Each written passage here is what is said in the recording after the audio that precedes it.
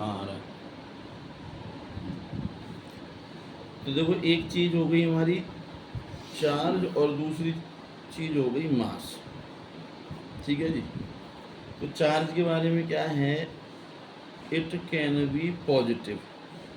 Charge हमारा कैसा हो सकता है, पॉजिटिव, पॉजिटिव, नेगेटिव, ठीक है ना, और जीरो। जीरो मतलब न्यूट्रल, दोनों तरफ बराबर है। न्यूट्रल रिएक्शन में क्या होगा मतलब? बराबर नहीं होंगे, होगा, पॉजिटिव reaction नहीं नेगेटिव दोनों बराबर मतलब होंगे, रिपेल वेपेल कुछ नहीं, ठीक है ना। और मास के केस में क्या होगा कि इट इज ऑलवेज पॉजिटिव। ये हमेशा कैसा होगा बेटा, पॉजिटिव, पॉजिटिव होगा। दूसरा केस,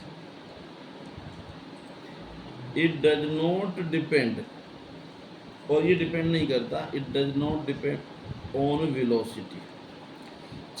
चार्ज का कोई वेलोसिटी से लेना देना नहीं है भाई, इलेक्ट्रॉन अपनी वेलोसिटी से घूमता है, इसलिए इसको किसी और वेलोसिटी से कोई लेना देना नहीं है। But mass depend on velocity.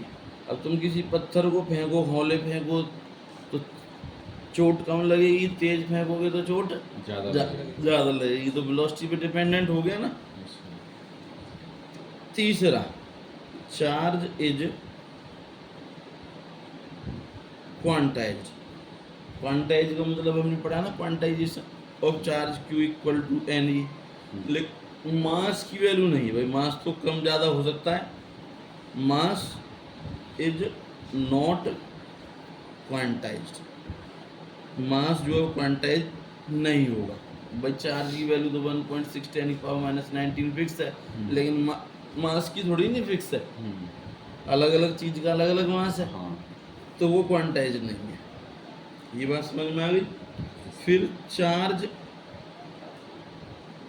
Is conserve, कि चार्ज जो है वो फिक्स है, कंजर्व है, ठीक है ना। जितना हम सेव करेंगे उतना ही बना रहेगा। बट जो है मास कंजर्व नहीं है।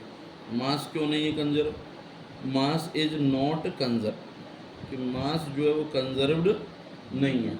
क्यों नहीं, कि भाई हमने एक फार्मूला पढ़ा था E = mc², कि मास जो है एनर्जी में कन्वर्ट हो जाता है, सही है ना। तो जब कन्वर्ट हो जाता है तो फिर कंजर्व नहीं रहेगा वो, सही। ये क्लियर होगी बात। अब लास्ट पॉइंट इसमें, कि भाई जो चार्ज है ना, तो दो चार्ज पार्टिकल के बीच में फोर्स लगता है, तो फोर्स की वजह से इलेक्ट्रिक फोर्स हुआ, इलेक्ट्रिक चार्ज की वजह से।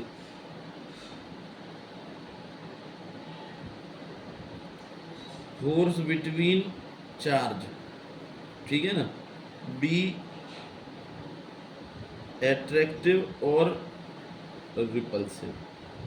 कि जो फोर्स है किसके बीच में, चार्ज के बीच में, वो एट्रैक्टिव भी हो सकता है और रिपल्सिव भी हो सकता है। और यहाँ पर फोर्स बिटवीन मास, ठीक है ना, ऑलवेज